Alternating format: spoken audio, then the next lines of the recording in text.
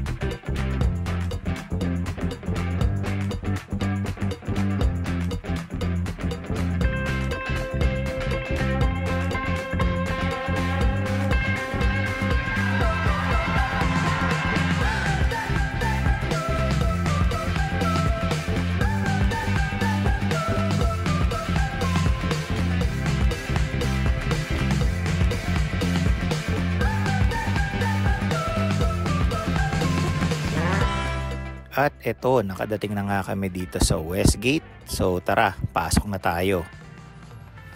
Grabe, ang daming mga nakasale. From helmets, to boots, to riding jackets, hanggang sa mga gloves. So lahat yan nakasale. Grabe, buti na lang, hindi ako masyadong nabudol nung araw na to. Siyempre, hindi po pwedeng lumabas ng walang binili kahit isa. So, ang nabili ko ay isang Komine na gloves. So, classic kasi yung itsura niya, kaya kinuha ko na rin. After mag-ikot-ikot sa sale ng Moto Market, tara, kain naman tayo dito sa Mexican food.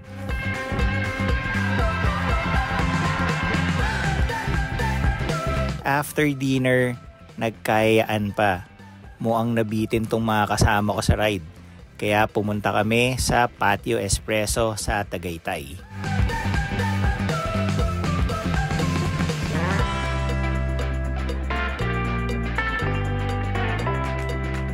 Nung pumunta pala kami ng Patio Espresso, first year anniversary pala nila. Kaya nakasale ang mga coffee drinks nila nung araw na yon.